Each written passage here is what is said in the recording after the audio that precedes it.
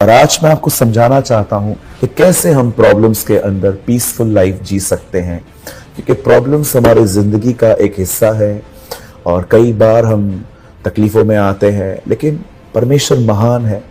वो अपनी हर तकलीफ में हमें छुड़ाकर अपनी हमें एक नई पहचान देता है। क्या आपने नोटिस किया, बाइबल में लिखा गया है उसका नाम यहोवा शालोम, शांति देने वाला है। हम कई बार अशांत होते हैं और वो शांति के लिए आता है। कई बार आपने बाइबल में ये पढ़ा होगा कि उसका नाम यहोवा नीसी है, जय का झंडा। कई बार हम हार जाते हैं, वो जय ले आता है। उसका एक और नाम है यहोवा यीरे, जिसका मतलब है हमें मुहैया करने वाला। कई बार हमारी कमी घटियों में वो आता है और हमें मुहैया करता है। आज इस वीडियो के द्वारा मैं आपको कुछ बताना चाहता हूं। इस समय आपकी स्क्रीन पर एक वर्ड है, लूका का 8वां अध्याय और उसका 22 और 23 वचन। फिर एक दिन वह उसके चेले नाव पर चढ़े और उसने उनसे कहा, आओ झील के पार चलें। अतः उन्होंने नावें खोल दी। जब नाव चल रही थी तो वह सो गया और झील पर आंधी आई और नाव पानी से भरने लगी और वे जोखिम में थे।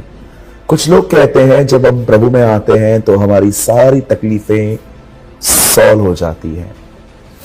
मुझे लगता है ये आज की सदी का सबसे बड़ा झूठ है, जिसमें यह बताया जाता है कि प्रभु में आने के बाद आपकी जिंदगी में कभी कोई तकलीफ नहीं आती है। मुझे लगता है ये भीड़ इकट्ठी करने के नए तरीके हैं ताकि लोग, क्योंकि हर एक के पास तकलीफ है।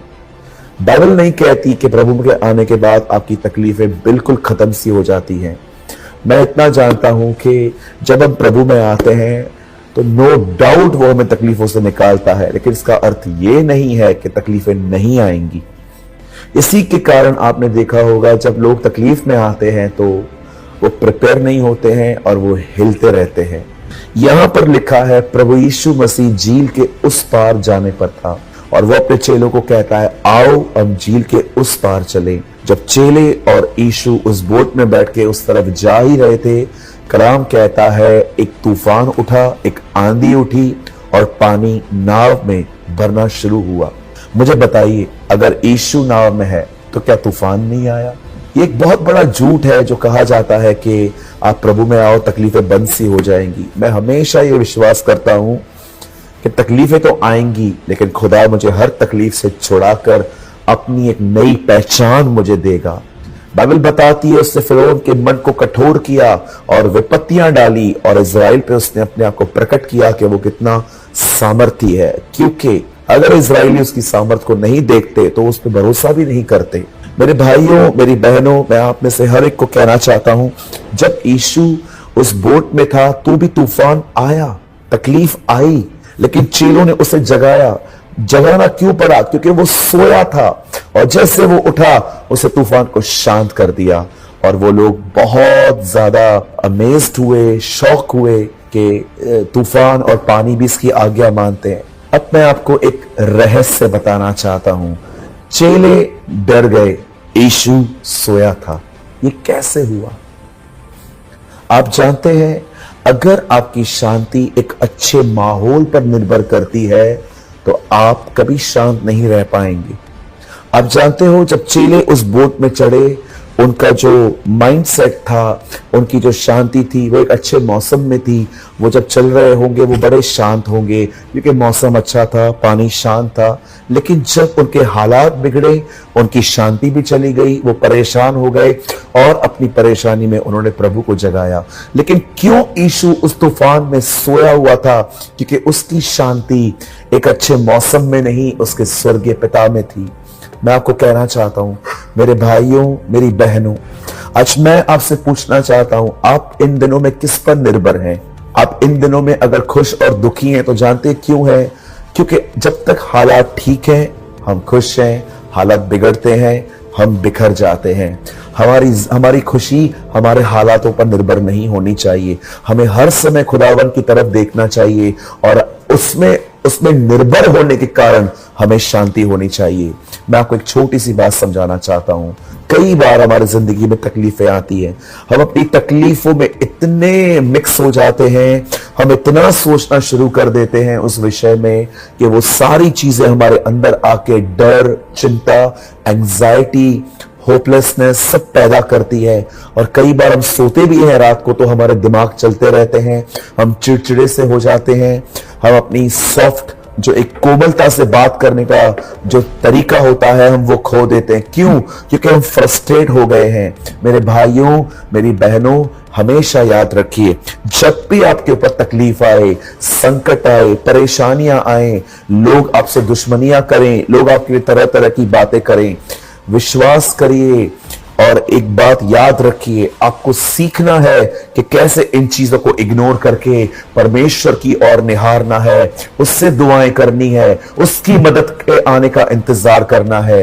यही चीज आपको तूफानों में सोना सिखाएगी, यही चीज आपको शांत रहना सिखाएगी। आपको ये बात जाननी है कि आप भले कहां भी रहें, आपका मन उसमें रहे, आपका फोकस वो रहे। तकलीफें तो जब तक आप जिंदा हैं आएंगी, संकट तो आएंगे। आप हमारे प्रभु को ही देख लो, उसके पहले दिन पे ही उसे कहां कहां पर लेके भागना पड़ा ताकि वो हेरोद उसे मार न दे। और आप देखिए उसका अंत लकड़ी पर हुआ, क्रूस पर हुआ। और आज भी उसके संकट खत्म नहीं हुए हैं। वो आज भी इस दुनिया में बुरे से बुरे लोगों को बचाना चाहता है। मुझे लगता है इस दुनिया के अंदर सबसे अंदर टूटा हुआ व्यक्ति जो है वो हमारा परमेश्वर है, जो अपने लोगों को नाश होते हुए देख रहा है। लेकिन देखिए वो गिव अप नहीं कर रहा, वो हर एक को सुसमाचार बता रहा है हमारे द्वारा ताकि वो लोग बचें। हमारा भी यही एटीट्यूड होना चाहिए।